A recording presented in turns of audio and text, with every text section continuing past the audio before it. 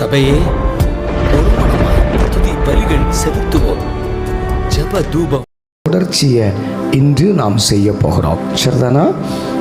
நேற்றைய தினத்தில் 2 வசனங்களை படித்தோம். தானியேல் 7வது அதிகாரம் 10வது வசனம்.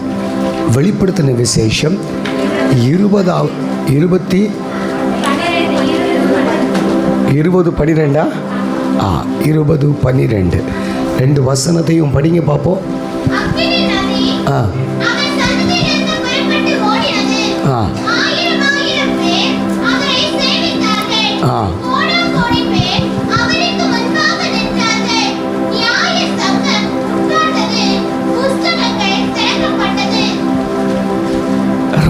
வெளிப்படுத்தல் 20 மரித்தோராகிய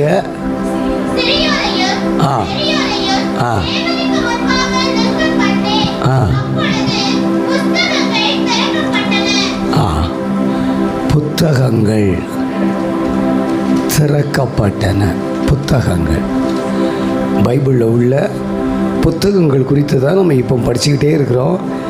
நேற்றைய தினத்தில் நான் உங்களுக்கு 7 புத்தகங்கள் குறித்து உங்களுக்கு சொன்னேன்ல. நம்பர் 1 முதல்ல என்னது? உடன்படிக்கையின் புத்தகம் அல்லது நியாயப்பிரமாண புத்தகம், சாட்சியின் புத்தகம், மோசேயின் புத்தகம், கர்த்தருடைய புத்தகம், வேத புத்தகம். Very good. இதெல்லாம் அந்த வார்த்தைக்கு உரிய இணை வார்த்தைகள் அல்லது பெயர். சரிதானா? ஓகே. நம்பர் 2 2வது புக் என்ன படித்தோம்? தேவனால் எழுதப்படுகிற புத்தகங்கள். தேவனால் எழுதப்படுகிற புத்தகங்களில் 3 புத்தகங்கள் உங்களுக்கு சொன்னேன். நம்பர் 1 ஜீவ புத்தகம், ஆட்டுக்குட்டியானவருடைய ஜீவ புத்தகம், ஞாபக புத்தகம். இந்த 3 புத்தகங்களும் தேவனே அந்த புத்தகங்களை டீல் பண்ணுறாரு அப்படின்னு உங்களுக்கு சொன்னேன். நம்பர் 3 3வது நாளாகம புத்தகம். அதுக்கு இன்னும் சில பேர் சொன்னேன். நடபடி புத்தகம், யுத்த புத்தகம், யாசரின் புத்தகம், ராஜாக்களின் புத்தகம், அட்டவணை புத்தகம். இதெல்லாம் நாளாகம புத்தகம். இந்த உலகத்தில் ராஜாக்கள் அவங்களுடைய ஆளுகை குறித்த விவரங்களை, காரியங்களை எழுதி வைக்கிறார்கள். ஓகே. 4th 4வது புத்தகம் என்னது? Very good. தீர்க்க தரிசன புத்தகங்கள். தீர்க்க தரிசன புத்தகம் பைபிளில் யார் யார் எழுதினாங்கன்னு உங்களுக்கு சொன்னேன். மோசே எழுதியிருக்காரு. ரைட்டு.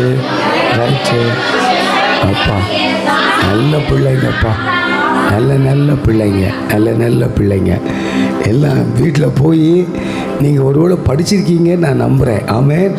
வீட்டில் போய் படிச்சிங்களா? இங்கேயே வச்சு படிச்சிட்டிங்களா? வீட்லேயும் போய் படிச்சிங்களா? ரொம்ப சந்தோஷம். சரி. தீர்க்க தரிசன புத்தகங்கள். ஓகே. 5வது என்ன பார்த்தோம்?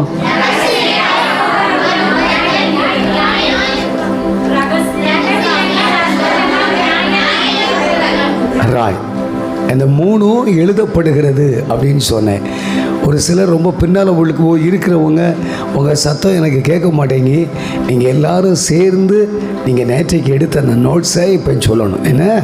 ஏன்னா இது முக்கியமான ஒரு வேத ஆராய்ச்சி. பாருங்களேன், நிறைய சபைகளில் இதை குறித்து ரொம்ப தெளிவாக யாருமே போதிப்பது இல்லை, யாருமே சொல்லிக் கொடுப்பது இல்லை. பைபிளில் என்ன மாதிரி புத்தகங்களை குறித்து ஆண்டவர் சொல்லியிருக்காருன்றதை கர்த்தர் நமக்கு கற்று தந்திருக்கிறார். ரகசியங்கள், அற்புதங்கள், நியாய தீர்ப்புகள் எழுதப்பட்டிருக்கிற ஒரு புத்தகம்.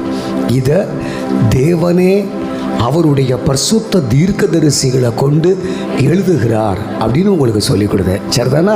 ஓகே. நெக்ஸ்ட் அடுத்த புத்தகம் 5. இந்த 5க்கு உள்ளேயே அந்த 2வது குறிப்பில் உள்ள 3 புத்தகங்களையும் நான் கொண்டு வந்தேன். சரிதானா? ரைட். ஓகே. 7 புத்தகங்களையும் நாம் நேற்றைய தினத்தில் கற்றுக்கொண்டோம். இப்போ நல்லா கவனிங்க. ஆண்டவர் இந்த புத்தகங்களில் என்னெல்லாம் எழுதுறாரு அப்படின்னு நம்ம பார்க்க போகிறோம். What all God writes in his book. ஆண்டவர் டீல் பண்ணக்கூடிய 3 புத்தகங்களை பற்றி நான் உங்களுக்கு சொன்னேன். முதலாவது ஜீவ புத்தகம், நம்பர் 1 ஜீவ புத்தகம், நம்பர் 2 ஆட்டுக்குட்டியானவருடைய ஜீவ புத்தகம், அடுத்தது ஞாபக புத்தகம். ஞாபக புத்தகம். சரி, இந்த ஜீவ புத்தகம் யாருடைய கஸ்டடியில் இருக்குதுன்னு சொன்னேன்? தேவனாகிய பிதா. ஆட்டுக்குட்டியனுடைய ஜீவ புத்தகம் தேவனாகிய ஓகே அல்லது கிறிஸ்து. சரிதானா? நம்பர் 3 ஞாபக புத்தகம் தேவனாகிய பரிசுத்த ஆவியானவருடைய கஸ்டடியில் இந்த புத்தகங்கள் இருக்கிறது அப்படின்னு சொன்னேன். சரிதானா? ராய். இப்போ இந்த 3 புத்தகங்களையும் ஆண்டவர் எதுக்காக எழுதுகிறார்னு 2 காரியங்களும் உங்களுக்கு சொல்லி கொடுத்தேன். ஆண்டவர் ஏன் இந்த புக்கெல்லாம் எழுதுகிறாரா? நம்பர் 1 நம்முடைய பலனை நமக்கு கொடுப்பதற்காக. பலன் என்பது ரிவார்டு அப்படின்னு உங்களுக்கு சொன்னேன். நம்முடைய ரிவார்டு, நம்ம என்ன செய்திருக்கிறோமோ நம்ம செய்திருக்கிறதற்குரிய பலன் அல்லது நம்ம செய்திருக்கிறதற்குரிய நன்மைகளை தேவன் நம்மை நினைத்து நமக்கு தருகிறார். அது தேவன் நமக்கு அருளுகிற பலன் அப்படின்னு சொன்னேன். 2 ஆண்டவர் என்ன சொல்றாரு? நியாய தீர்ப்புகள் அல்லது நியாய தீர்ப்பு. நல்லா கவனிங்க. ஜட்ஜ்மெண்ட்.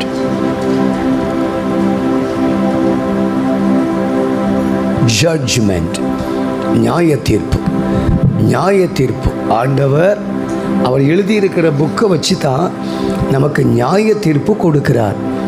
நியாய தீர்ப்பு ஆண்டவர் கொடுக்கிற இந்த காரியத்தை நம்ம பைபிளில் ரொம்ப திட்டமாக தீர்க்கமாக பார்க்கிறோம். 7 நியாய தீர்ப்புகள் இருக்கிறது. சரிதானா? எத்தனை நியாய தீர்ப்பு இருக்குது பரிசுத்த வேதாகமத்தில்? 7 விதமான நியாய தீர்ப்புகள் வேதத்தில் இருக்கிறது.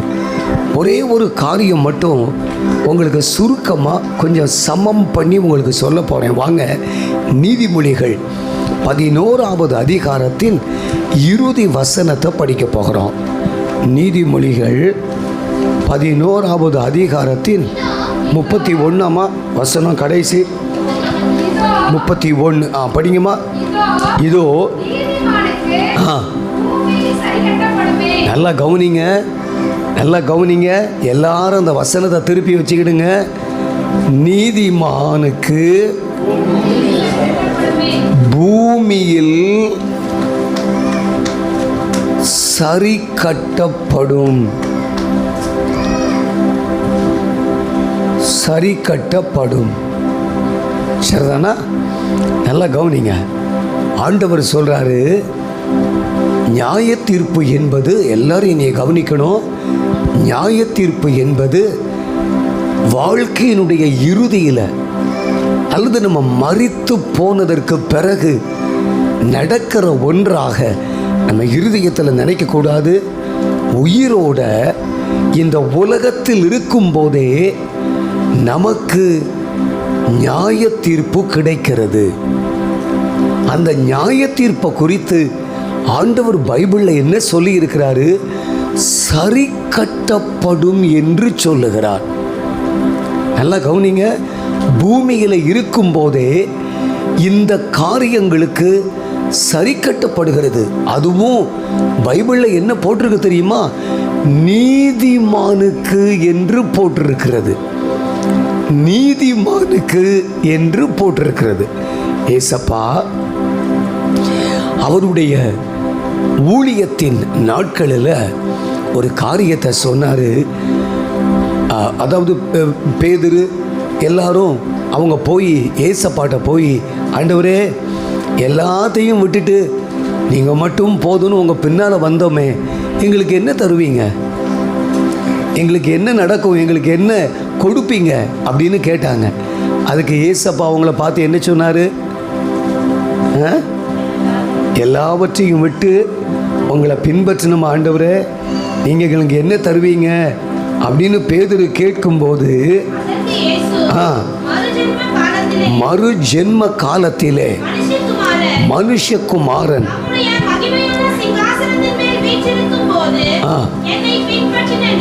நீங்களும்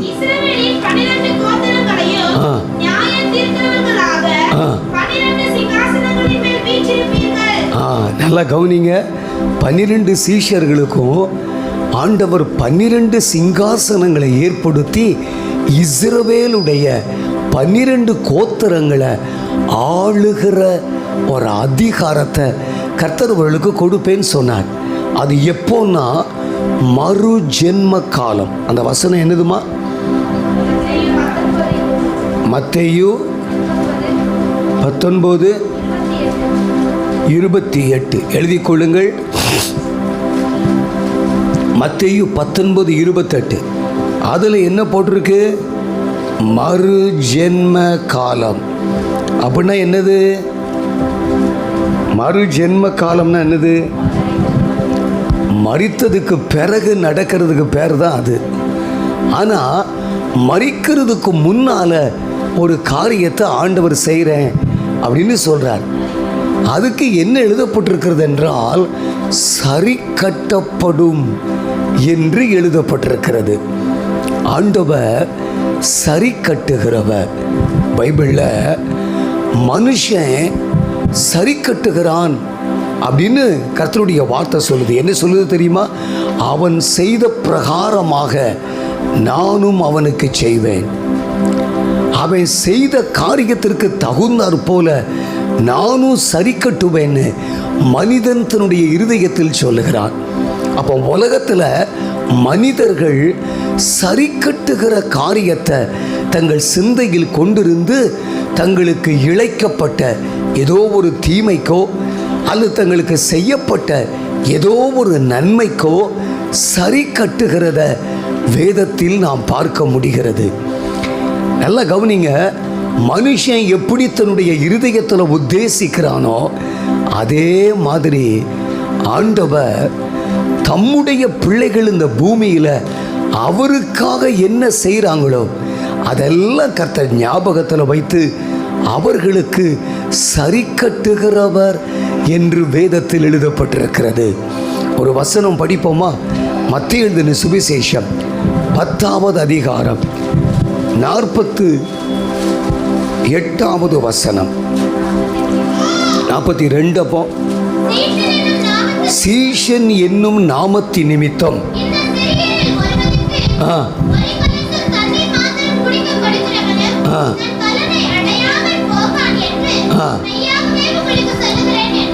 நல்லா கவனிங்க. ஆண்டவர் சொல்றாரு, நம்ம வீட்டுக்கு வந்த ஏதாவது ஒரு ஊழியக்காரனுக்கு, ஒரு பாஸ்டருக்கு, அது நமக்கு தெரிந்தோ தெரியாதோ எந்த ஒரு ஊழியக்காரன் நம்ம வீட்டுக்கு வந்தாலோ அந்த ஊழியக்காரனுக்கு நம்ம கொடுக்கக்கூடிய ஒரு டம்ளர் என்னதான்? நீங்கள் அதை விட நிறையவே கொடுக்குறீங்கல்ல பாஸ்டருக்கு. ஆமாம், பால் குடிக்கீங்க, பூஸ்ட் குடிக்கீங்க, ஜூஸ் குடிக்கீங்க, பரவாயில்ல. ஆண்டவர் சொல்கிறாரு, தண்ணி கொடுத்தா கூட அதுக்கு என்ன உண்டா? பார்த்தீங்களா? இந்த பலன் பூமியிலையும் கர்த்தர் தருவார், பரலோகத்திலையும் கர்த்தர் தருவார்.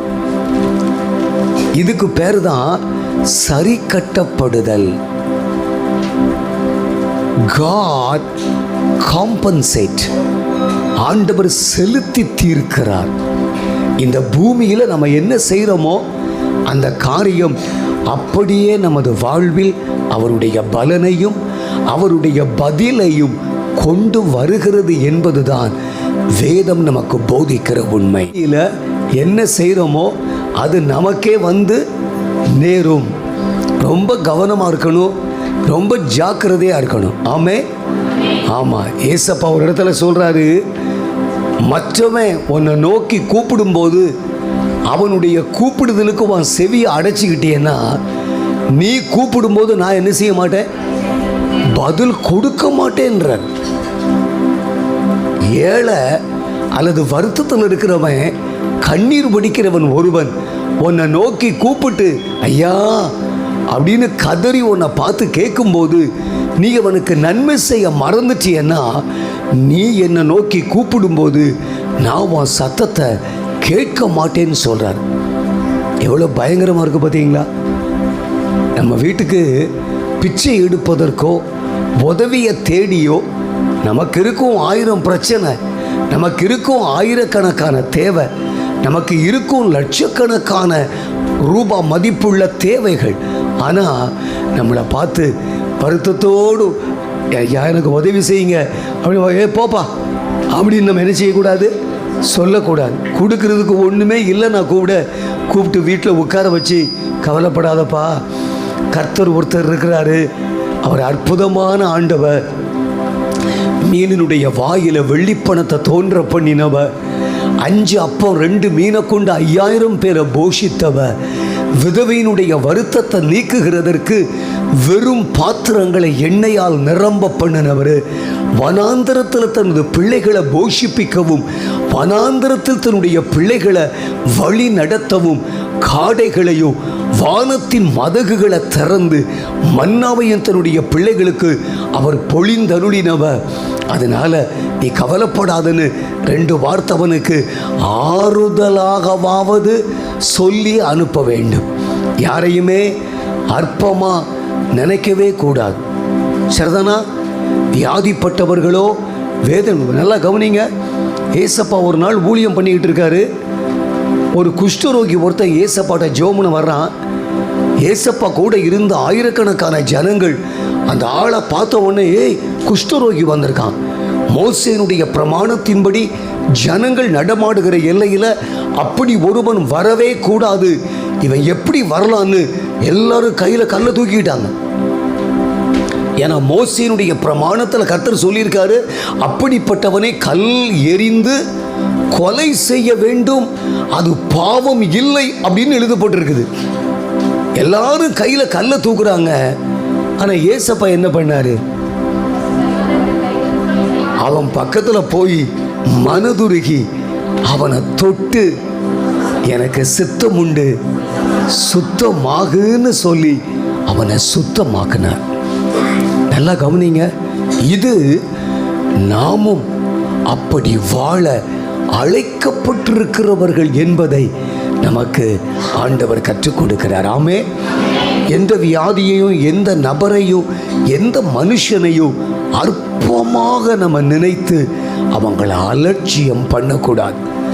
பாம்பேக்கு ஊழியத்துக்கு போயிருந்தேன். கொரோனா ஆரம்பிக்கிற நாள் அது நான் நினைக்கிறேன் மார்ச் மாதம் 23ஆம் தேதின்னு நினைக்கிறேன். மார்ச் 23ஆம் தேதி. நான் 20ஆம் தேதியே பாம்பேக்கு போயிட்டேன். நானும் அம்மாவும் போயிட்டோம். நாங்கள் 2 பேரும் போய் பாம்பேயில் 20, 21, 22, 24 நாள் அங்கே தான் தங்கி இருக்கிறேன். 23ஆம் தேதி எனக்கு ஒரு வீட்டில் சாப்பிட கூப்பிடுறாங்க. 23ஆம் தேதி நீ ஒரு வீட்டில் மத்தியானம் சாப்பிட கூப்பிடுறாங்க. எனக்கு ஊழியம் இல்லை. ஏன்னா மெத்தடிஸ்ட் பிஷப் என்ன லெட்டர் கொடுத்துட்டாருன்னா, மீட்டிங்ஸ் பப்ளிக் மீட்டிங்லாம் வைக்கக்கூடாது, போலீஸ்காரங்க அதுக்கு அனுமதிக்கலை, அதெல்லாம் ரொம்ப பெர்மிஷனே கிடைக்காது, அதனால் மீட்டிங் எல்லாம் கேன்சல் பண்ணுங்கன்னு சொல்லி ஆராதனையை கேன்சல் பண்ணியாச்சு, ஃபாஸ்டிங் ப்ரேயரை கேன்சல் பண்ணியாச்சு, மீட்டிங்ஸை கேன்சல், எல்லாமே கேன்சல். யாரும் ஒரு இடத்துலையும் கேதர் ஆகவே முடியாது. நல்லா கவனிங்க. அப்போது மத்தியானம் ஒரு வீட்டுக்கு சாப்பிட போயிருக்கேன். அந்த வீட்டில் சாப்பிட்றதுக்கு போயிருந்துருக்கும்போது ஒரு அண்ணாச்சியை பார்த்தேன். அவர் அந்த வீட்டில் இருந்தார். அந்த அம்மா அவங்க 2 பேருக்கும் ஒரே ஒரு மகன். அவன் பிஇ படிச்சுக்கிட்டு இருந்தான். அந்த தம்பி பிஇ படிச்சுக்கிட்டு இருக்கிறவனுடைய பேர் சாமியல், அதாவது கிறிஸ்தவ பேர் சாமியல். அதுக்கு முந்தி உள்ள பேர் வேறு ஏதோ ஒரு பேர், எனக்கு அது டக்குன்னு ஞாபகம் வரவில்லை. எல்லாம் கவனிங்க. அந்த சகோதரர் அந்த அம்மா எனக்கு சாப்பாடு கொடுக்கறதுக்கு முன்னால் அவங்க வீட்டில் ஜோம்னு சொன்னாங்க. சரி ஜோம் பண்ணுவோம், என்னத்துக்கு ஜெபிக்கணும்னு கேட்டேன். அப்போ அவங்க சொன்னாங்க, எங்கள் ஐயா இருக்கிறாரு, அவருக்கு 2 முழங்காலுக்கு கீழையும் பயங்கரமான ஒரு உபாதை. நான் பார்த்தாங்க, அப்படியே எனக்கு பயமே வந்துருச்சு.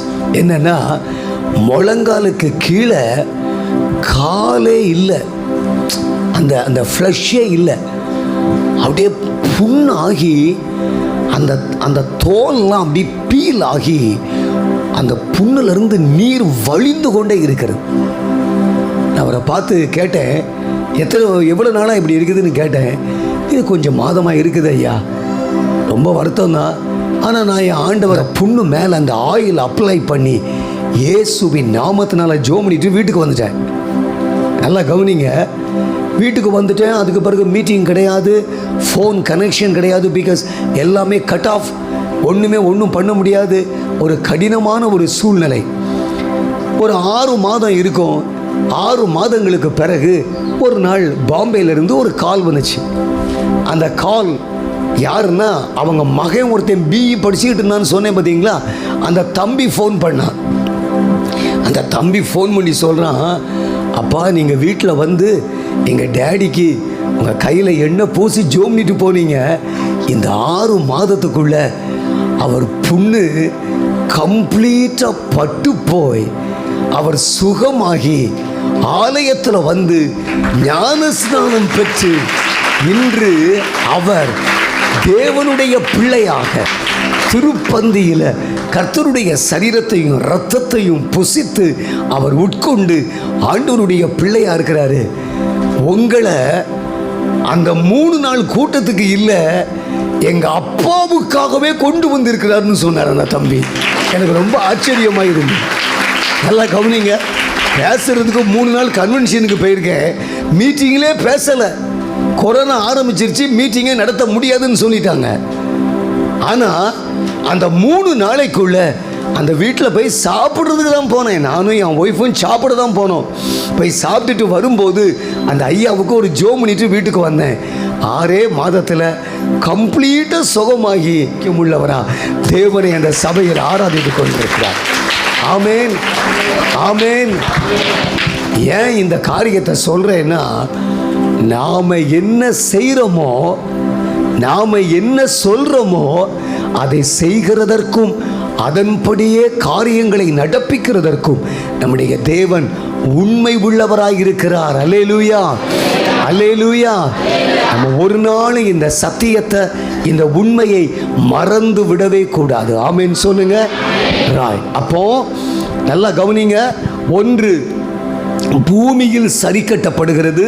2, மறு ஜென்ம காலத்தில் சரி கட்டப்படுகிறது. பூமியிலே கிடைக்க வேண்டிய பலன் பூமியிலேயே வந்துவிடும். மறு ஜென்ம காலம் என்பது மரணத்திற்கு பிற்பாடு நமக்கு வந்து நேருகிற அவருடைய நியாய தீர்ப்பு குறித்து வேதத்தில் எழுதப்பட்டிருக்கிறது. பூமியில் கிடைக்கிறதுக்கு பேர் தான் சரி கட்டப்படுதல். சரி கட்டப்படுதல். என் அன்பு கர்த்தருடைய பிள்ளைகளை, ஆண்டவருடைய பிரசன்னத்தில் ஆண்டவர் நம்மளை ஆசீர்வதிச்சு சந்தோஷமாக வைத்திருக்கும் போது நம்ம கூட இருக்கிற ஜனங்களை கண்டிப்பாக நினைக்கணும். கஷ்டப்படுறவங்களை நினைக்கணும். வருத்தத்தில் இருக்கிறவங்களை நினைக்கணும். அவங்கள அலட்சியம் பண்ணக்கூடாது. அவங்க கண்ணீர் வடிக்கும் போது சும்மா அழாத அப்படிலாம் சொல்லக்கூடாது. ஏன்னா இருதயத்தின் கசப்பு இருதயத்திற்கே தெரியும். இருதயத்தின் மகிழ்ச்சி இருதயத்திற்கே தெரியும்.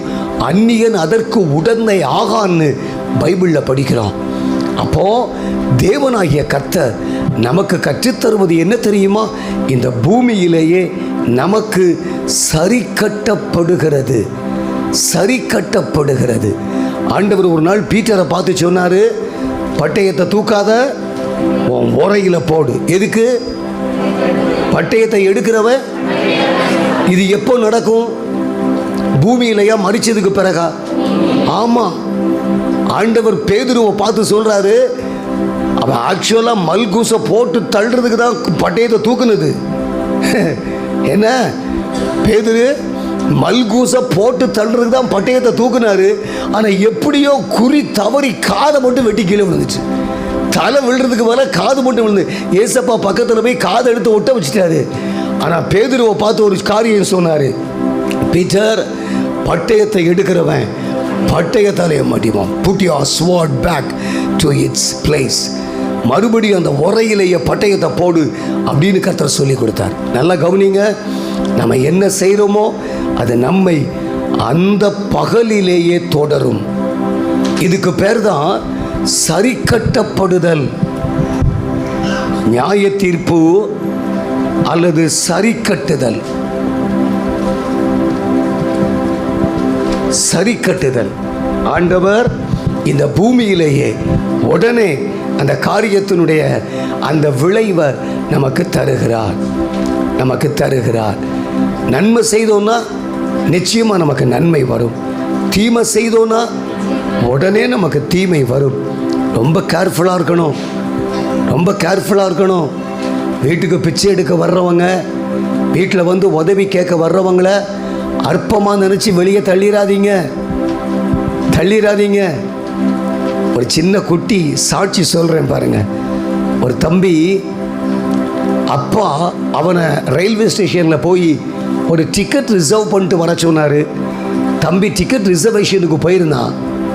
போகிற வழியில் அடிக்கிற வெயில், கொளுத்துற வெயிலுக்குள்ள ஒரு வயோதிப தகப்பனார் வெள்ளை வேட்டியும் வெள்ளை ஜிப்பாவும் போட்டு பிரசங்கம் பண்ணி நின்றுட்டு இருந்தார். குட்டி தம்பி பிரசங்கத்தை பார்த்த உடனே ஆண்டவருக்கு பிரியமுள்ள பிள்ளை, தாத்தா ஏதோ பேசுகிறார அவனு வேகமாக ஓடி போய் அந்த கூட்டத்தில் கொஞ்சம் நேரம் நின்று தாத்தாவுடைய பிரசங்கத்தை கேட்டுக்கிட்டு இருந்தான். கேட்டுட்டு திடீர்னு டைமை பார்த்தான். கவுண்டர் மூடிடும். அப்பா டிக்கெட்டு ரிசர்வ் பண்ண சொல்லியிருக்காருன்னு சொல்லி வேக வேகமாக ஓடி போய் டிக்கெட்டை ரிசர்வ் பண்ணிவிட்டு 2 ரூபாய் அவனுக்கு மீதம் இருந்துச்சு. அந்த 2 ரூபாயை பாக்கெட்டில் போட்டு வேகமாக திரும்பி வந்து கொண்டிருந்தான். அவனுடைய இருதயம் முழுவதும் அந்த தாத்தாவை பார்க்கணும், அந்த தாத்தாவை பார்க்கணும், அந்த தாத்தாவை பார்க்கணுன்னே இருந்துச்சு.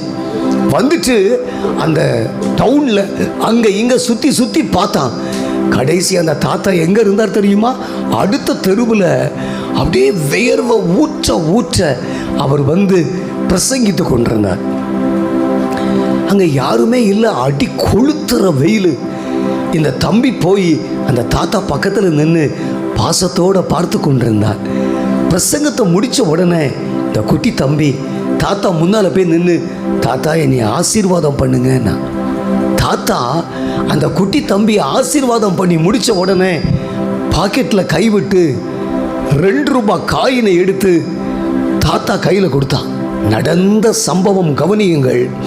தாத்தா கையில் இந்த 2 ரூபாய் காயினை கொடுக்கும்போது தாத்தா நீ கையை நீட்டுறாரா, அந்த கையில் ஆழமான ஆணியின் காயம் இருக்குதான். அந்த காயத்தை பார்த்துட்டு திடுக்கிட்டான். அப்படியே தாத்தாவுடைய முகத்தை பார்த்தான், கையை பார்த்தான், மறுபடியும் தாத்தாவை பார்த்தான்.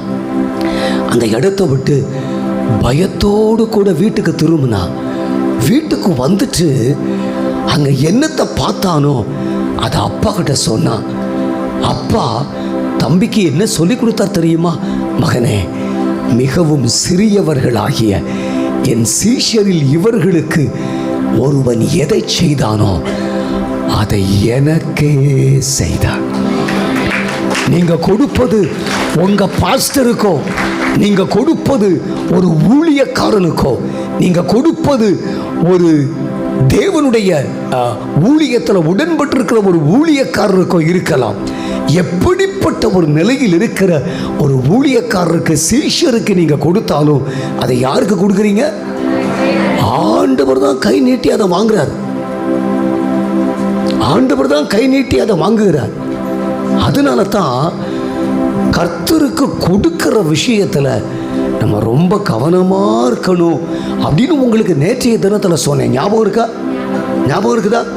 ஆமா, நல்லா கவனிங்க. என்ன விளைஞ்சாலும் முதல் கனி யாருக்கு? ஆண்டவருக்குன்னு பைபிள்ல போட்டிருக்குங்க. நீதிமொழிகள்ல சாலமோன் ராஜா எழுதுகிறார், உன் விளைவினாலும் உன் எல்லா முதற் பலன்களினாலும் கர்த்தரை கனம் பண்ணு, அப்பொழுது உன் களஞ்சியங்கள் நிரம்பி வழியும், உன் ஆலையில் எண்ணெய் புரண்டு ஓடும் அப்படின்னு கர்த்தர் சொல்லி இருக்கிறார். முதற் பலனாலும் கர்த்தரை கனம் பண்ணு, அப்பொழுது உன் களஞ்சியங்கள் பூரணமாய் நிரம்பும், உன் ஆலைகளில் திராட்சை ரசம் புரண்டு ஓடும். எப்பா ஆண்டவர் என்ன சொல்றாரு பாருங்க. ஒரு சின்ன உதாரணம் சொல்றேன் பாருங்களேன். ஒரு தென்னை மரத்தை வச்சு நீங்க உண்டாக்குறீங்க. தென்னை மரத்தில் காய்க்கிற முதல் காய் யாருக்கு? ஆண்டவர் கொடுக்கணும். எங்க கொண்டு கொடுப்பீங்க? ஆலயத்தில் கொண்டு வந்து கொடுப்பீங்களா? சரி, ஒரு முருங்கை மரம் வச்சு வளர்க்குறீங்க, முருங்கைக்காய் காய்ச்சி இருக்கு, இதை கொண்டு போய் பாஸ்டருக்கு எப்படி கொடுக்கறது? முருங்கைக்காயெல்லாம் சர்ச்சில் கொண்டு வைக்கிறது அப்படின்னு நினச்சிட்டு முருங்கைக்காயை ஒருவேளை நீங்கள் சர்ச்சுக்கு கொண்டு வரலன்னு வைங்க, என்ன பண்ணலான்னு உங்களுக்கு ஒரு ஐடியா சொல்கிறேன் பாருங்க. ஆண்டவரே, ஒரு 500 ரூபாயை மரத்தினுடைய பலனை புசிக்க ஆரம்பிக்கிறதுக்கு முன்னால் உங்கள் ஆலயத்தில் கொண்டு வந்து முதல் பலனுடைய காணிக்கையா உங்களுக்கு தந்துடுறேன் ஆண்டவரே. முருங்கைக்காய் கொண்டு வந்தால் பாஸ்டர் வேண்டான்னு சொல்ல மாட்டார். உங்கள் வயலில் விளையிற பயிர் அல்லது உளுந்து கொண்டு வந்தால் வேண்டான்னு சொல்ல மாட்டாங்க. நீங்கள் உங்கள் வீட்டில் என்ன விளைஞ்சாலும், ஒருவேளை ஆடு குட்டி போட்டுச்சுன்னு வைங்க, முதல் குட்டி யாருக்கு? மாடு குட்டி போட்டுச்சுன்னா முதல் குட்டி யாருக்கு? கோழி முட்டை போட்டால் முதல் முட்டை யாருக்கு? என்ன சத்தமே வரமாட்டேங்க. அதெல்லாம் நாங்கள் வீட்டில் ஆம்லெட் போடுறதுக்கு சார். அதெல்லாம் தூக்கிக்கிட்டு எங்க கோயிலுக்கு வர்றது? அதெல்லாம் எங்களுக்கு, அதெல்லாம் நாங்கள் சாப்பிட்றதுக்கு. இயேசுநாதர் என்ன இல்லாத ஆண்டவரா? நான் உங்களை பார்த்து ஒரு கேள்வி கேட்குறேன். ஆண்டவர் ஊழியக்காரனுக்கு கொடுக்க முடியாமையா நாம கொடுக்கணுன்ற நியதி எழுதி கொடுத்துருக்கிறார். ஆண்டவருக்கு கொடுக்க முடியுமா? முடியுமா? ஆமா. வனாந்திரத்தில் சூரிய செடிக்கு கீழே கிடக்கிற எலியாவை அப்பமும் இறைச்சியும் கொடுத்து போஷிக்க ஆண்டவராகிய தேவன் காகத்துக்கு கட்டளையிட்டார். வனாந்திரத்தில் சூரிய செடிக்கு கீழே போய் படுத்திருந்த போது தம்முடைய தூதன் அனுப்பி அவனுக்கு அப்பமும் தண்ணீரும் கொடுத்து அவனை திடப்படுத்தி எழுந்து ஓட பண்ணினார். ஆண்டவருக்கு முடியும். ஆனா இந்த ஆசீர்வாதத்தை ஒரு பெண்ணுக்கு கொடுக்கணும்னு ஆண்டவர் நினைச்சாரு. அது யார் தெரியுமா? சாரிபாத்தில் இருந்த விதவை. சாரிபாத் எருசலேமினுடைய எல்லைக்குள் இருந்தது இல்லை. நல்லா கவனிங்க, நல்லா கவனிங்க. சாரிபாத் எருசலேமின் எல்லைக்குள் இருந்தது இல்லை. அது பிரஜாதிகளுடைய ஒரு ஊர்.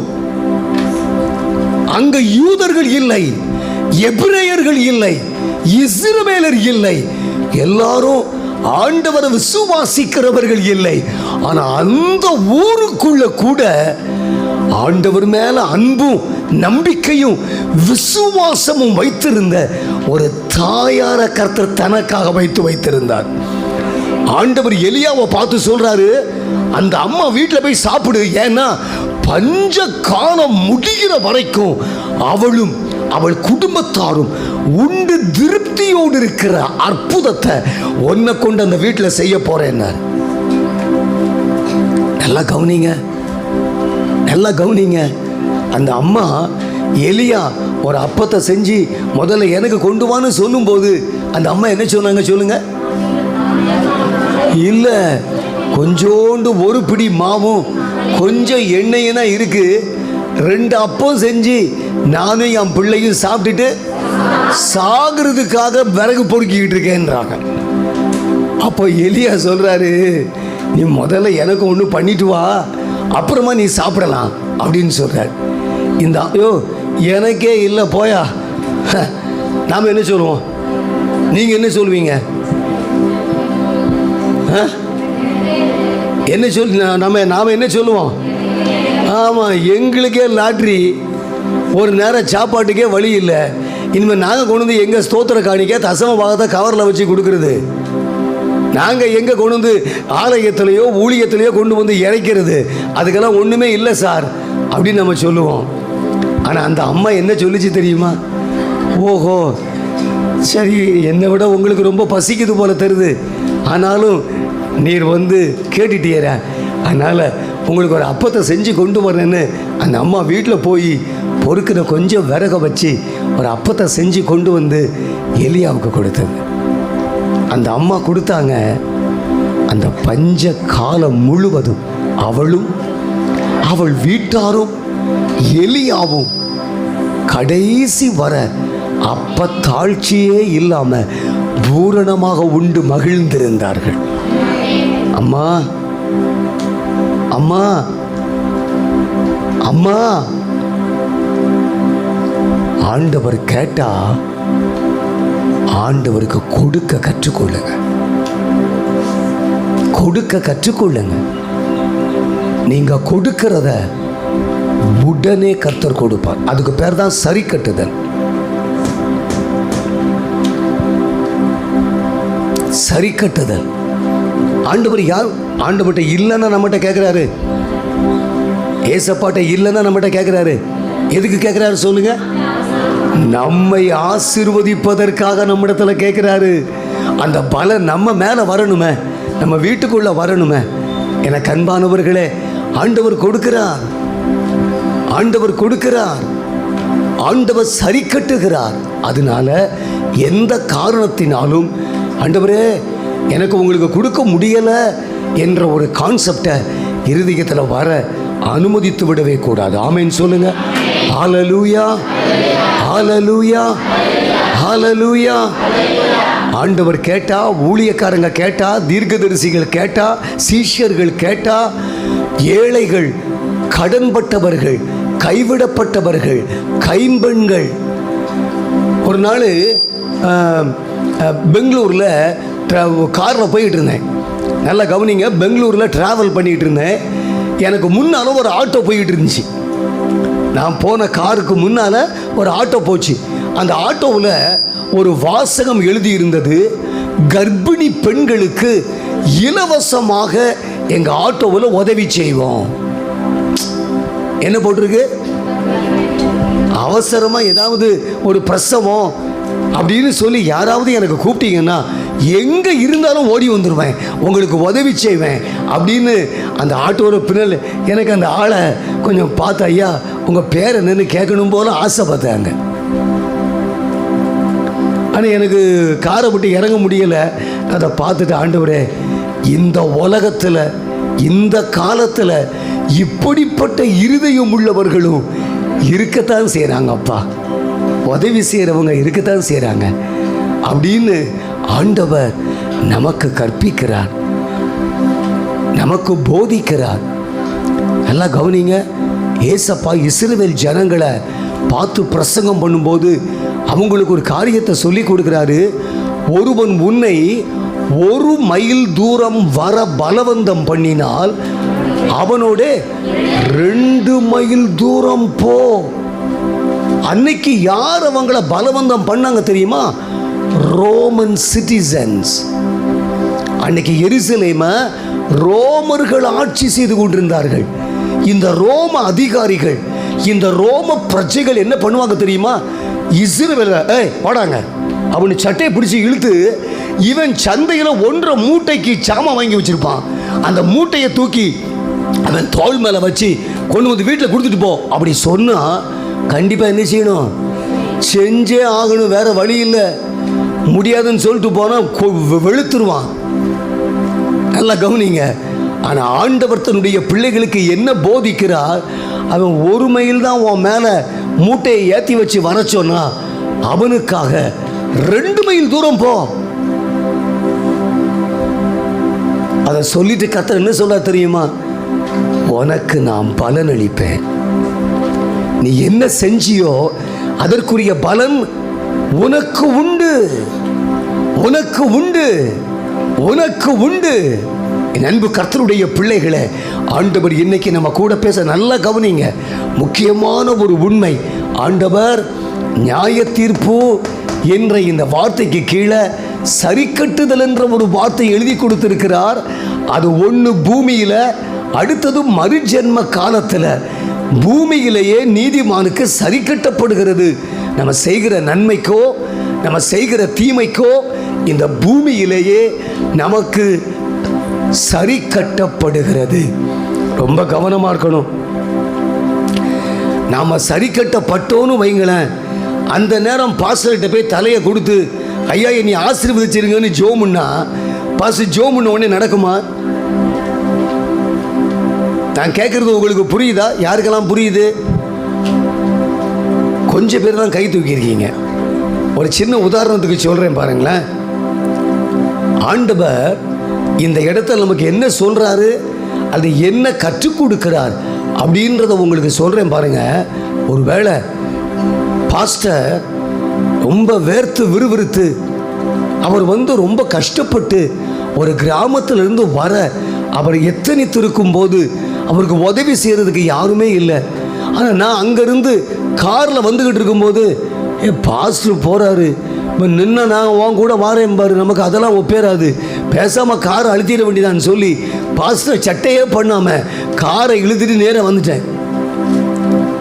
வர்ற வழியில் 2 மைல் நான் வந்த உடனே கார் பஞ்சர் ஆகி வழியில் கிடக்குது. பின்னால் யார் நடந்து வந்துக்கிட்டு இருக்கா? பாஸ்டர் நடந்து வந்து முன்னால் நின்றுக்கிட்டு இருந்த என் கார் பக்கத்தில் வந்துட்டு, ஐயோ பாஸ்டர் பிரதர், நான் போய் உங்களுக்கு அந்த மெக்கானிக்கை வர சொல்லட்டுமா அப்படின்னு சொல்லி பாஸ்டர் சொல்லிட்டு உங்களை தாண்டி முன்னால் வந்து மெக்கானிக் ஷாப்பை தேடி பார்க்குறாரு. ஒருத்தருமே கிடைக்கல.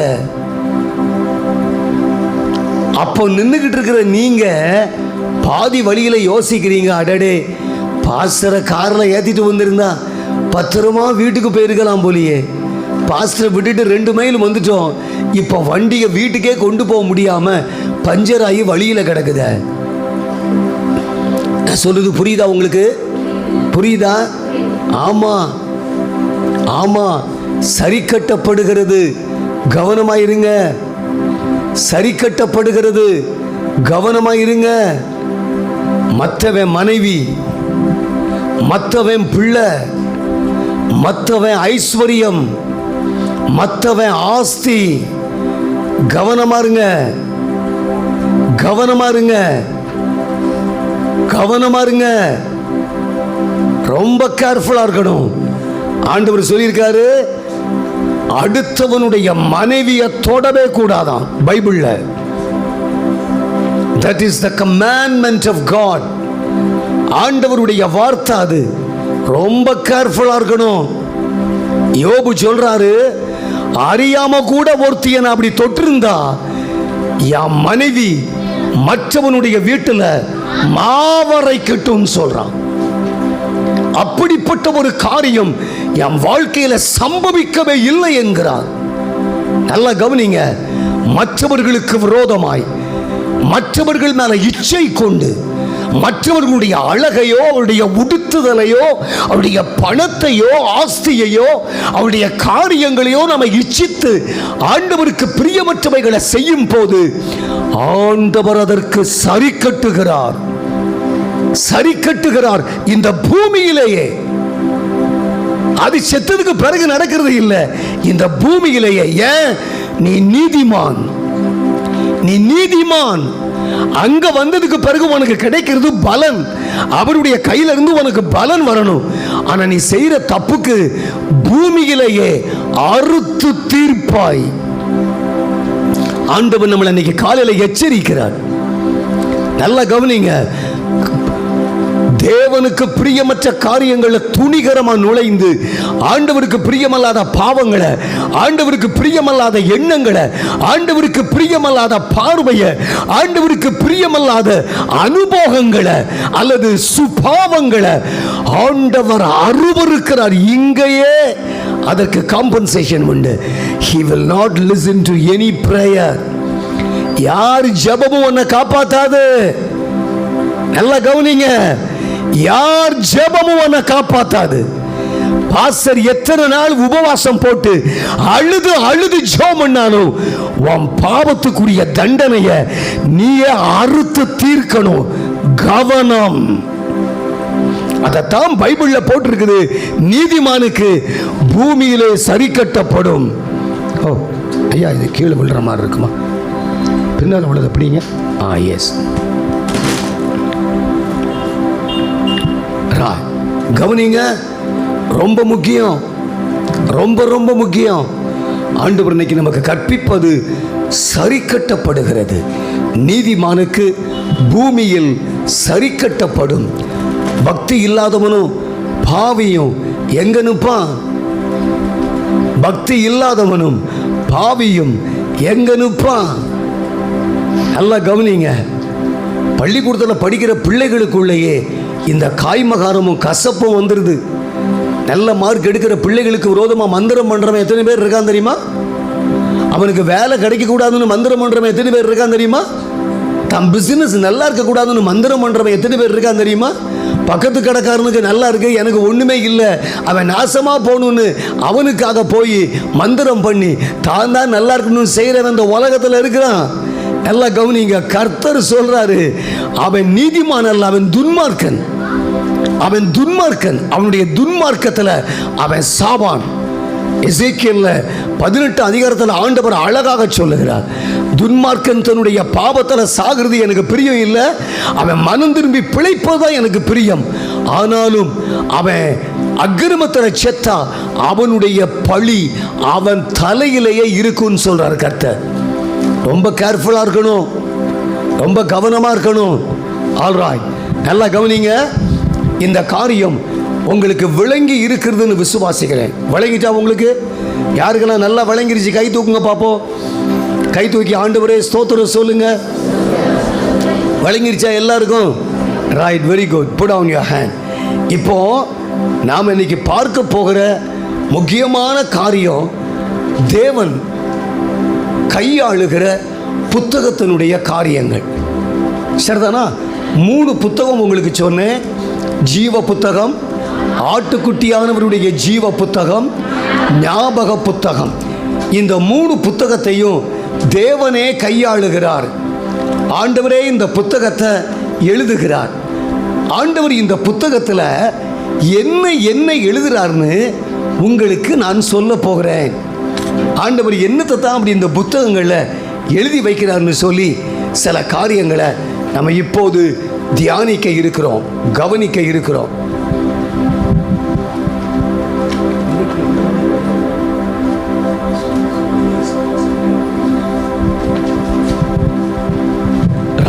கவனிங்க. அதாவது ஆண்டவர் டீல் பண்ணக்கூடிய இந்த புத்தகங்களில் தேவன் எதை எழுதுகிறார், தேவன் எதை அல்லது எவைகளை எழுதுகிறார். நம்பர் 1, முதலாவது நம்முடைய பெயர் எழுதப்படுகிறது.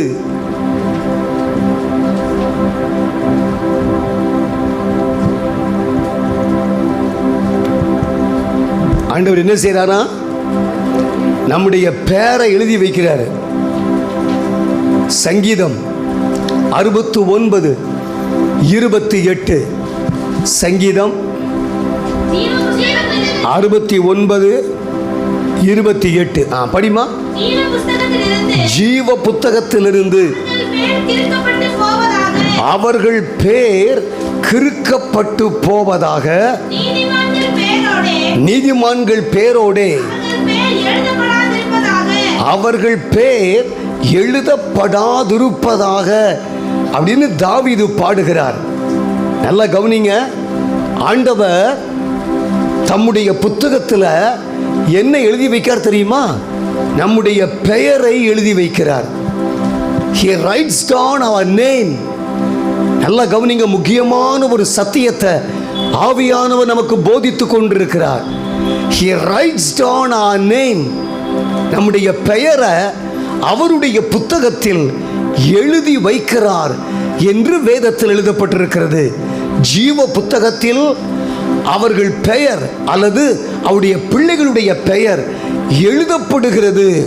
வாங்க, யாத்திராகமத்தின் புத்தகம் 32வது அதிகாரம் 32வது வசனத்தை 32 33 வாசிக்க கேட்போமா?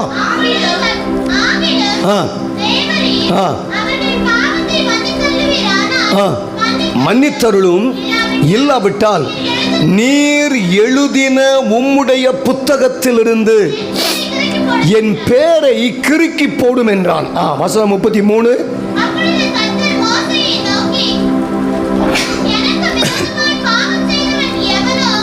அவன் பேரை ஆ. என் புஸ்தகத்திலிருந்து சுருக்கி போடுவேன். நல்லா கவனிங்க. பைபிளில் முதல்ல என்ன போட்டிருக்குன்னா, ஆண்டவர் பேரை எழுதுவாராம். எல்லாரும் என்னைய பாருங்க, ஆண்டவர் பேரை என்ன செய்வார்? எழுதுவார். ஆனால் விரோதமாக பாவம் செஞ்சா ஆண்டவர் என்ன பண்ணுவாரா? அப்பா, இன்னைக்கு தான் தெரியுது, எழுதுனது தான். இயேசுநாதர் கைவிட மாட்டார். எப்படியாவது ஒரு ஓட்ட வழியாக தப்பிச்சு உள்ளே போயிடலாம். எங்கேயாவது 4 பேர் காலில், பேதுரு காலில், தூதன் காலில் விழுந்து, என் பேரை 10 வருஷத்துக்கு முன்னால் ஏசப்பா எழுதிட்டாரா, எனக்கு எப்படியா ஒரு இடம் விட்டு நான் பரலோகத்துக்குள்ளே ஓடிடுறேன் அப்படின்லாம் யாரும் என்ன செய்ய முடியாது, உள்ளே ஓட முடியாது, லஞ்சம் கொடுக்க முடியாது, யார் காலையும் விழ முடியாது, ஒன்றுமே பண்ண முடியாது. பைபிள் ஆண்டவர் சொல்லியிருக்கிறாரு, எனக்கு விரோதமாக பாவம் செய்யனுடைய பேரை ஆண்டவர் என்ன பண்ணுவாரா? பயமாக இருக்குதா? பயமாக இருக்குதா? இதை பற்றி நீங்கள் யோசிக்கவே இல்லையோ? யோசிச்சிருக்கீங்களா? ஆண்டவர் சொல்றாரு, ஆண்டவர் பேரை எழுதுறவர் மட்டும் இல்லை, ஆண்டவருக்கு பிரியம் இல்லாம ஆண்டவரை துணிகரமா மறுதலிக்கிறவர்கள், காட்டி கொடுக்கிறவர்கள். நல்லா கவனிங்க. பைபிளில் யூதாஸ் காரியோத்துன்னு ஒரு ஆளை குறித்து படிக்கிறோம். வாங்க அப்போஸ்தலருடைய நடபடிகளுக்கு நம்முடைய வேதாகமத்தை திருப்பிக் கொள்ளுவோம். அப்போஸ்தலருடைய நடபடிகள் 1வது அதிகாரத்திற்கு நம்முடைய வேதாகமத்தை திருப்புங்க. 1வது அதிகாரம்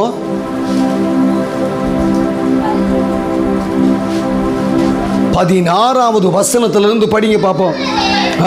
இயேசுவை பிடித்தவர்களுக்கு வழிகாட்டின யூதாசை குறித்து பரிசுத்த ஆவி தாவீதின் வாக்கினால் முன்சொன்ன வேத வாக்கியம் நிறைவேற வேண்டியதாயிருந்தது. அவன் எங்களில் ஒருவனாக எண்ணப்பட்டு இந்த ஊழியத்திலே பங்கு பெற்றவனாய் இருந்தான். சரி. அநீதத்தின் கூலியினால் அவன் ஒரு நிலத்தை சம்பாதித்து தலைகீழாக விழுந்தான். அவன் வயிறு வெடித்து உடல்களெல்லாம் சரிந்து போயிற்று. இது எருசலேமில் உள்ள குடிகள் யாவருக்கும்.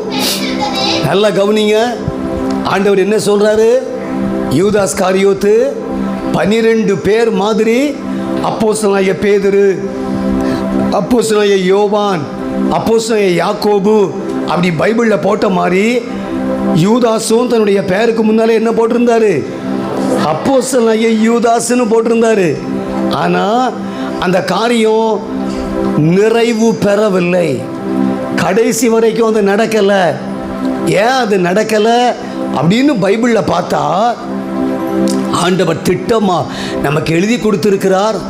அவன் அந்த பங்கை இழக்க தகுந்த துணிகரமான ஒரு பாவத்தை தேவனுக்கு எதிரடையாக செய்கிறான். தேவனுக்கு எதிரடையாக செய்கிறான். நல்லா கவனிங்க, நல்லா கவனிங்க. பைபிளில் 50வது சங்கீதத்துக்கு உங்கள் பைபிளை டர்ன் பண்ணுங்க.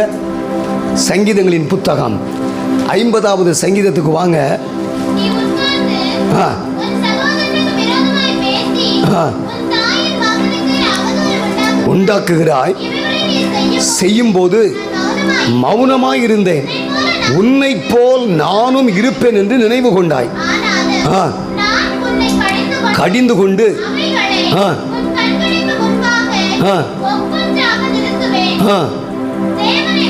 மறக்கிறவர்களே சிந்தித்துக் கொள்ளுங்கள், இல்லாவிட்டால் அப்பா, இந்த வசனம்லாம் நமக்கு யாருமே பிரசங்கம் பண்றதே இல்லை. இந்த வசனத்தை யாருமே நமக்கு சொல்லிக் கொடுப்பது இல்லை. இந்த வசனத்தை யாருமே நமக்கு நினைப்பூட்டுவது இல்லை. ஆண்டவர் சொல்றாரு, நீ தப்பு பண்ணும் போது நான் அமைதியா இருந்தேன், நான் அமைதியாவே இருப்பேன் நீ நினைச்சுக்கிட்டு உன் பாவத்தை துணிகரமா செஞ்ச, நீ ஆண்டவருக்கு விரோதமா பாவம் செய்த, நானும் உன்ன மாதிரி அமைதியா இருப்பேன்றத உன்னுடைய எண்ணமா இருந்துச்சு. ஆனா நான் அப்படி இருக்க மாட்டேன். என்ன நடக்கும் தெரியுமா? உன்னை பீறி போடுவேன், உன்னை பீறி போடுவேன். அந்த வசனத்துல ஏசப்பா எழுதி வச்சிருக்காரு, ஒருவரும் உன்னை விடுவிப்பது இல்லை. ஒருவரும் உன்னை விடுவிப்பது இல்லை. பைபிளில் ஒரு சின்ன சம்பவத்தை உங்களுக்கு சொல்லி காட்டுறேன் பாருங்க. ஆரோனுக்கும் மோசேக்கும் ஒரு சகோதரி இருந்தாள். அவள் பேர் என்னது? மிரியாம். மிரியாம் யாரு? ஒரு தீர்க்கதரிசினி. ஆண்டவரால் பயன்படுத்தப்பட்ட ஒரு தீர்க்கதரிசினி. மோசேயை காப்பாற்றுவதற்கு ஆண்டவர் பயன்படுத்தின ஒரு மிகப்பெரிய பாத்திரம். சொல்லப்போனா தேவனாகிய கர்த்தரை சமஸ்த இஸ்ரவேலரோடு துதித்து உயர்த்தின ஒரு பெண்மணி. ஆண்டவருடைய ஊழியத்தில் உடன் நின்றவள், தேவனுக்காக பிரகாசித்தவள். ஆனால் எண்ணாகமம் 12வது அதிகாரத்திற்கு நம்முடைய வேதாகமத்தை திருப்பிக் கொள்ளுவோம். எண்ணாகமம் 12வது அதிகாரத்தை வாசிக்க கேட்போமா?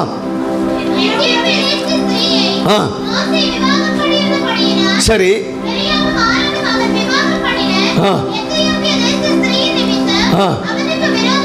விரோதமாய் பேசினார்கள். ஹலோ,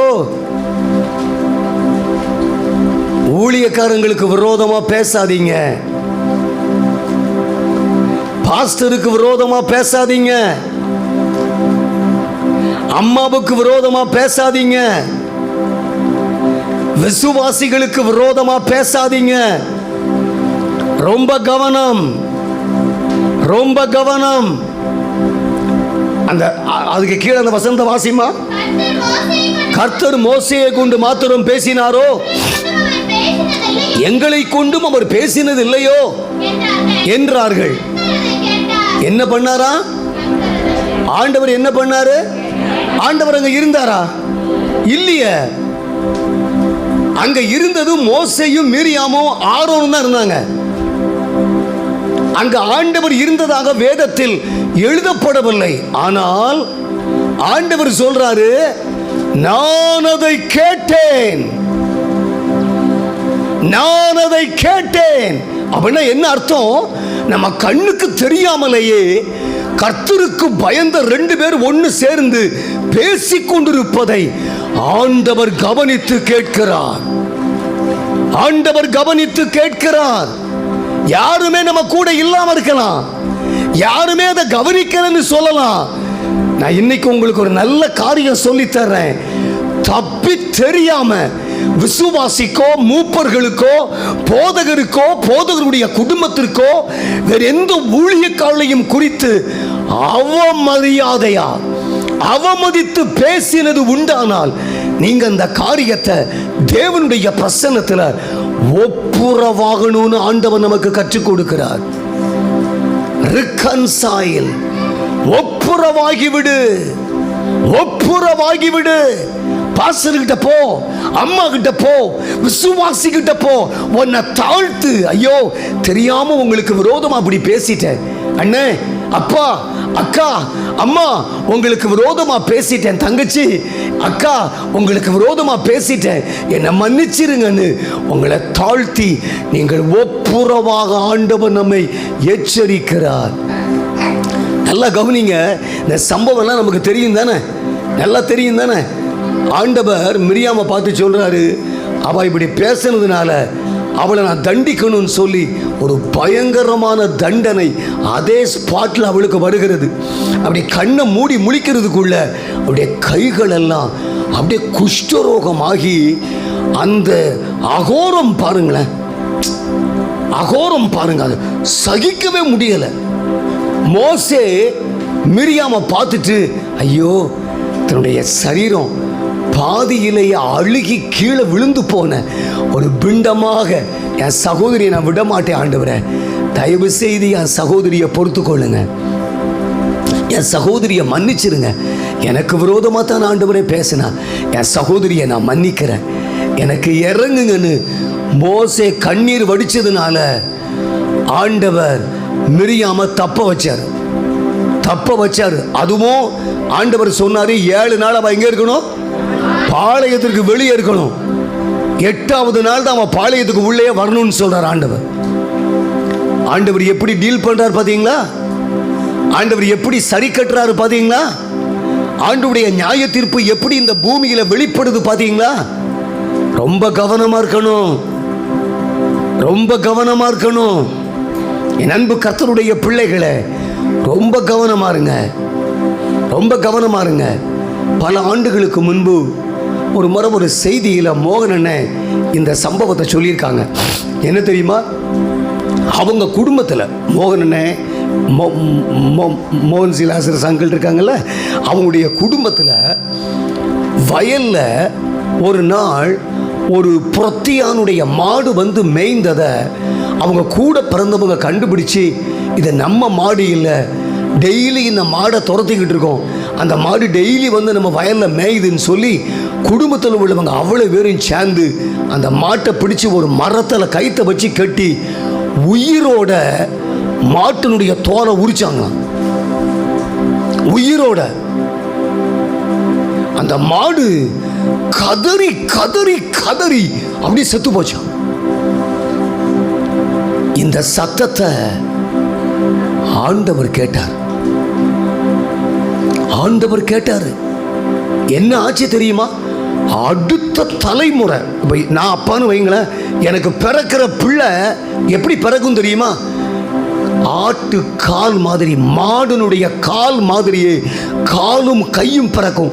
இந்த 4 விரலும் ஒட்டி இருக்கும், இந்த ஒரு விரல் மட்டும் பிளந்திருக்கும். இப்படி பிள்ளைகள் பிறந்தார்கள். What it is? இதுதான் சரி கட்டப்படுதல்.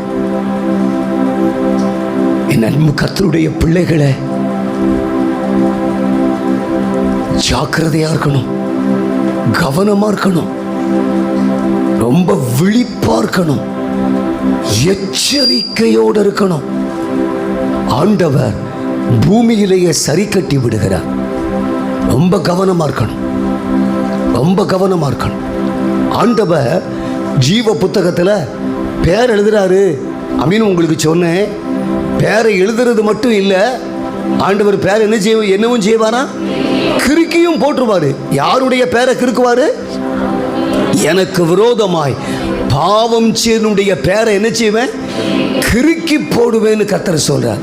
என் அன்பு கர்த்தருடைய பிள்ளைகளே, இந்த ஆராதனைக்கு வந்திருக்கிற நம்மள ஒவ்வொருடைய பேரும் ஜீவ புத்தகத்தில் இருக்க வேண்டும். அப்பா, அண்ணே, அம்மா, தாயே, சகோதரியே, அக்கா, என் சகோதரனே, சகோதரியே, என் கண்மணி பிள்ளைகளே, இன்னைக்கு காலையில் உங்களை பார்த்து இந்த கேள்வியை கேட்குறேன். உங்க பேரு ஜீவ புத்தகத்தில் எழுதப்பட்டிருக்கிறதா? எழுதப்பட்டிருக்கிறதா? ஒரு சின்ன சாட்சியை என் வாழ்க்கையிலிருந்தே சொல்லிடுறேன். நான் குட்டி தம்பி அன்னைக்கு மீட்டிங் போயிருக்கிறேன்.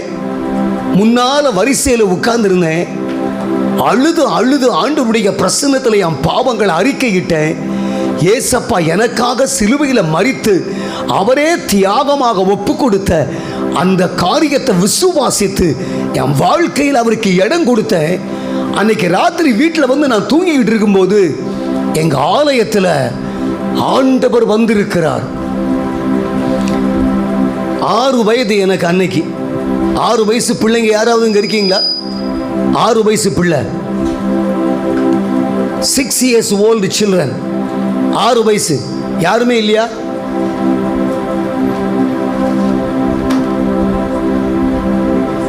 எத்தனை வயசு ஆச்சு? 7 வயசு ஆயிட்டா? சரிங்க, வாமா ராசா. இங்க பாருங்களேன், தம்பிக்கு 7 வயசு என்ன மாதிரி தான் இருக்காரு. இவரை மாதிரி தான் நானும் இருந்திருப்பேன்னு நினைக்கேன். இது மாதிரி ஒரு குட்டி பையனா தண்ணி அடிப்பானா, தம் அடிப்பானா, கஞ்சா போடுவானா, விபச்சாரம் பண்ணுவானா, கொலை பண்ணுவானா, என்ன பண்ணுவான்னு சொல்லுங்க? ஒன்றுமே செய்ய தெரியாது. ஒன்றுமே செய்ய தெரியாது. நல்லா கவனிங்க. ஆலயத்தில் போய் செய்தியை கேட்டுட்டு தேம்பி தேம்பி தேம்பி தேம்பி அழுறேன். நான் வடித்த கண்ணீரை என் கையினால் தட்டி விட்டுட்டு நான் வீட்டுக்கு வர்றேன். அவ்வளவு அழுக. வீட்டுக்கு வந்துட்டு எங்கள் அப்பாட்ட போய், டேடி என்னை மன்னிச்சிருங்கன்னு கேட்டேன். ஏன்னா அப்பா கடைக்கு போச்சோன்னா சில நேரம் போகிறதில்ல, அப்பாவுக்கு டிமிக்கி கொடுக்கறது. வீட்டு பாடம் எழுத சொல்லிட்டு வெளியே போனார்னா விளையாட போயிட்டு அப்பா வர்றதுக்குள்ள அப்படியே வந்து நல்ல பிள்ளை மாதிரி நோட்டை தூக்கிட்டு மறுபடியும் வீட்டு கணக்கில் வீட்டு பாடம் எழுதுறதுக்கு உட்கார்றது. இந்த மாதிரிலாம் நிறைய சேட்டை சின்ன வயசில் பண்ணியிருக்கேன். இதெல்லாம் உள்ளத்தில் உணர்ந்து எங்கள் அப்பாட்ட போய் என்னை மன்னிச்சிருங்க டேடின்னு எங்கள் அப்பாட்ட கேட்டேன். எங்கள் அப்பா கண்ணீரோடு என் மேலே கையை வச்சு என்னை ஆசீர்வதிச்சு அனுப்பிட்டாங்க. எங்கள் அம்மாட்ட ஓடினேன். எங்கள் அம்மாட்ட போய் மம்மி மன்னிச்சிருங்க என்னம்மா அப்படின்னு கேட்டாங்க. நான் ஏசப்பாவுக்கு அவன் உள்ளத்தில் இடம் கொடுத்துருக்கேன் மம்மி. நான் உங்களுக்கு கீழ்ப்படியாமல் இருந்திருக்கிறேன், கோபப்பட்டுருக்கிறேன், சண்டை போட்டிருக்கிறேன், நீங்கள் சொன்னதுக்கு சில நேரம் செய்யாமல் இருந்திருக்கிறேன், என்னை மன்னிச்சிருங்க. பண்டெல்லாம் திருடி சாப்பிட்டுருக்கிறேன், அதெல்லாம் எனக்கு மன்னிச்சிருங்க அப்படின்னு எங்கள் மம்மி சரி மகனே அப்படின்னு அழுது எனக்கு ஒரு ஜெபம் பண்ணி அனுப்புனாங்க. எங்கள் அண்ணங்கிட்ட ஓடினேன், எங்கள் அக்காட்ட ஓடினேன். ரியல், நான் பொய்யே சொல்லலை, ஆண்டுடைய பலிபீடத்திலேருந்து பேசிக்கிட்டு இருக்கேன், அப்படியே உண்மையை சொல்கிறேன். என் குடும்பத்தில் என் கூட பிறந்தவங்க அத்தனை பேர்கிட்டையும் போய், ஏன்னா கடைசி பிள்ளை எங்கள் வீட்டில், நான் எடுத்ததுக்கும் அடி தான், யார் எவருனே பார்க்குறது இல்லை. எங்கள் சின்ன அக்காவெல்லாம் போட்டு கொன்னுருவேன், அடி. இப்படி எங்கள் எல்லா அக்கா மார்கிட்டையும் போய் சண்டை போட்டது, அடித்தது. எங்கள் வீட்டில் இந்த ஏதாவது பண்டம் வாங்கினா 7 பிள்ளைங்க பாருங்கள், 7 பேருக்கும் பங்கு வைப்பாங்க. யார் யார் எங்கே வச்சுருக்காங்கன்றதை மோப்பம் பிடிச்சிக்கிட்டே அலையிறது. அவங்க வச்சுட்டு கொஞ்சம் அந்த பக்கம் போனோடனே அதை எடுத்து சாப்பிட்டுட்டு நம்ம பண்டத்தை பத்திரமா வச்சுக்கிடுறது. இப்படிலாம் நிறைய நேரம் பண்ணியிருக்கேன் பார்த்தாங்க. இதெல்லாம் ஆண்டவர் உணர்த்துனதுனால என் கூட பிறந்தவங்ககிட்ட போய் மன்னிப்பு கேட்டேங்க. நான் மன்னிப்பு கேட்டேன், என்னை மன்னிச்சிருங்கன்னு சொன்னேன். எல்லாரும் என்னை மன்னிச்சது அன்னைக்கு நான் படுத்து நித்திரை செஞ்சுக்கிட்டு இருக்கும்போது ராத்திரி ஏசப்பா எங்கள் சர்ச்சுக்கு வர்றாரு. வந்து ஆல்டரில் உட்கார்ந்துருக்கிறார். ஒரு பெரிய சிங்காசனம், அவர் முன்னால் ஒரு புத்தகம் வைக்கப்பட்டிருக்கிறது, ஒரு 3 அடி உயரம் இருக்கும். அந்த பெரிய புத்தகத்தை திறந்து தன் கையில் உள்ள பெண்ணுனால, தங்க எழுதுகோலுனால எதையோ எழுதுறாரு. எனக்கு என்ன எழுதினாரும் ஒன்றுமே தெரியல, ஆனால் எழுதுனது மட்டும் எனக்கு ஞாபகம் இருக்குது.